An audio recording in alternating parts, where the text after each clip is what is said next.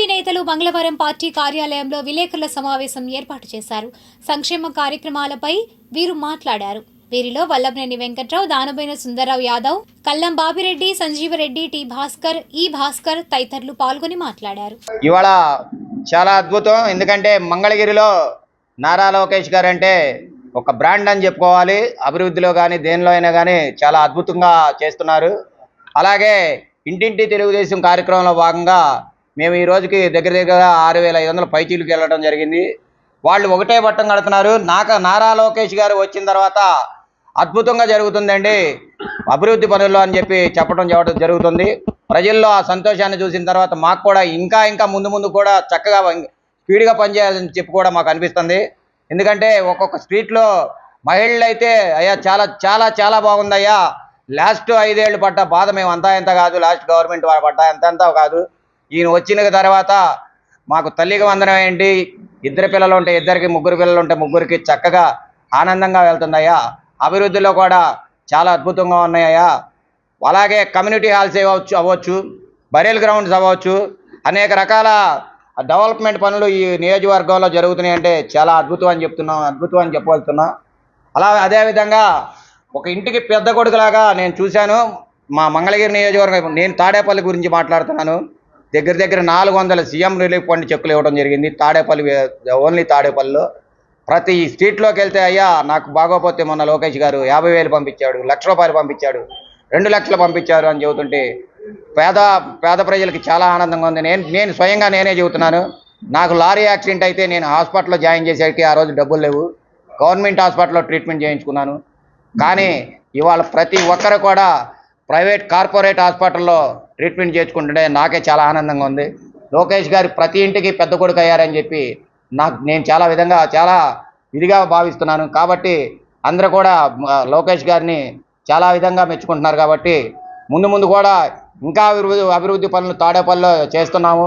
అలాగే బరెల్ గ్రౌండ్ అంటే కానీ, బీసీ కమ్యూనిటీ హాల్ అంటే కానీ, మా బైబస్లో కమ్యూనిటీ హాల్ కానీ చాలా అద్భుతంగా ముందు కాలంలో చేయవలసినవి ఉన్నాయి. ఇవన్నీ అయితే కనుక ఆయనకి వచ్చే ఎలక్షన్లో 93,000 కాదు, 1,00,000 పైచీలకు మెజార్టీ ఇస్తారని చెప్పి ప్రజల్ని కోరుకుంటున్నాను. నేను ఈ అవకాశం ఇచ్చిన పెద్దలకి నమస్కారం తెలుపుతూ ఈ రోజున తాడేపల్లి పట్టణం నందు ప్రెస్ మీట్ ఏర్పాటు చేయాలని మన గౌరవ అధ్యక్షులైనటువంటి వల్లభనేని వెంకట్రావు గారి నాయకత్వంలో ఈరోజు కూడా అందరం పార్టీ ఆఫీసులో ప్రతినిధులు అందరం కూడా కూర్చోవడం జరిగింది. ఎందుకంటే మీరు చూస్తూ ఉన్నారు, రాష్ట్ర మంత్రివర్యులు నారా లోకేష్ గారి యొక్క ఆదేశాల ప్రకారంగా ఇంటింటికి తెలుగుదేశానికి మరి ప్రతి కార్యకర్త ప్రతి నాయకులు కూడా తిరుగుతూ ఉంటే ఎంత ఆనందంగా ఉందంటే, వాళ్ళు చెప్తా ఉన్నారు, అయ్యా లోకేష్ బాబు గారు వచ్చిన తర్వాత పెద్ద వృద్ధులైతే అంతకుముందు పరిస్థితి ఎవరు చూసే పరిస్థితులు లేవు. 4,000 రూపాయలు ఇస్తున్నాడే మహానుభావుడు. ఆ 4,000 రావటం వలన మాకు మందులు కానివ్వండి, కొన్ని నిత్యావసర వస్తువులు కానీ మేము హ్యాపీగా ఉన్నాము అని చెప్పని చాలా ఆనందంగా చెప్తూ ఉంటే మాకైతే చాలా సంతోషం వేసింది. మరి అలాంటి నాయకుడు మనకు మంగళగిరి ఉండడం అనేది ఒక అదృష్టంగా భావించాల్సిన అవసరం ఉంది. ఎందుకంటే మీరు చూశారు, గతంలో ఏ విధంగా జరిగిందో మనం చూసాం. అభివృద్ధి గురించి మనం చెప్పుకోవాల్సిన అవసరం ఉంది. లోకేష్ బాబు గారు వచ్చిన తర్వాత ఆనాడు హామీ ఇచ్చారు. ఎవరైతే ఇరిగేషన్ కొండపారం రాకులు ఇరిగేషన్ శాఖ వైపు ఉన్నారో అందరికీ మీకు పట్టాలు ఇస్తానమ్మా అని ఆనాడు హామీ ఇచ్చారు. కొంతమంది నాయకులు అయితే మర్చిపోతారు, హామీలు అయితే ఇస్తారు కానీ తను ఏదైతే మాట ఇచ్చారో లోకేష్ బాబు గారు మాట ప్రకారంగా మొన్న నియోజకవర్గంలో మొత్తం చూసాము మనం. 5,600 పైసలకు పట్టాలు ఇవ్వటం గొప్ప విశేషంగా భావించాల్సిన అవసరం ఉంది. అదేవిధంగా తాడపల్లిలో కొండపారం ప్రాంతం కానీ మహనాడు కానివ్వండి, మరి అధ్యక్షులు వెంకట్రావు గారి యొక్క ఆధ్వర్యంలో 2,000 పైసలకు పట్టాలు ఇవ్వటం అంటే చాలా గ్రేట్ అని చెప్పాల్సిన అవసరం ఉంది.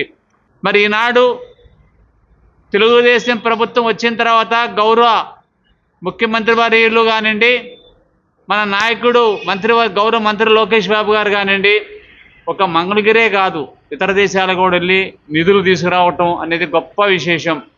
అమరావతి అయితే అంధకారం అయిపోయింది.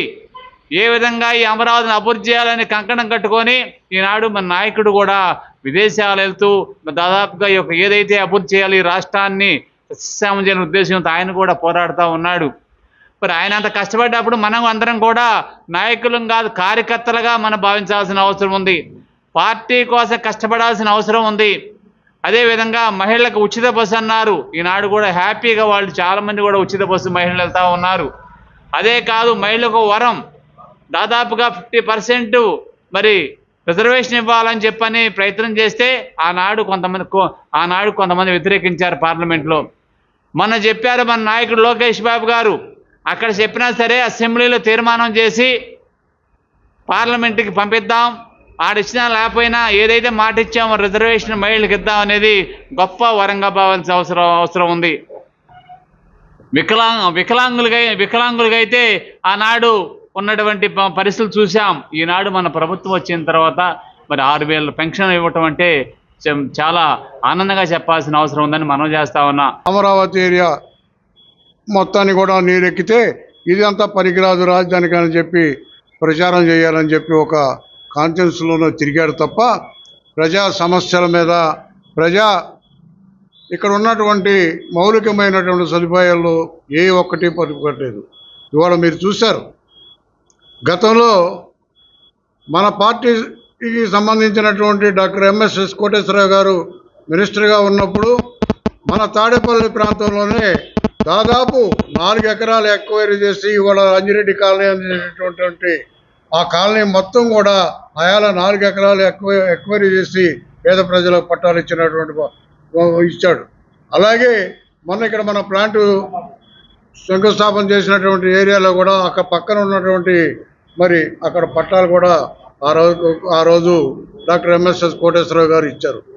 మరో నాయకుడు ఎవరు ఇక్కడ ఇంతమంది మరి కాంగ్రెస్ వాళ్ళు గెలిచినా ఇవాళ వైసీపీ వాళ్ళు 2 సార్లు గెలిచినా లోకేష్ గారు కానివ్వండి, ఆనాడు కోటేశ్వరరావు గారు కానివ్వండి, తెలుగుదేశం పార్టీయే ఈ మంగళగిరి నియోజకవర్గంలో మరి అద్భుతంగా పనిచేసింది. మంగళగిరి టౌన్కి కోటేశ్వరరావు గారు ఆ రోజున మరి మంచినీళ్ళు లేకపోతే ఇబ్బంది పడుతూ ఉంటే మంచినీళ్ళ ప్లాంట్ తీసుకొచ్చి ఆ రోజు మా మంగళగిరిలో ఉన్నటువంటి ప్రజానికానికి మొత్తానికి కూడా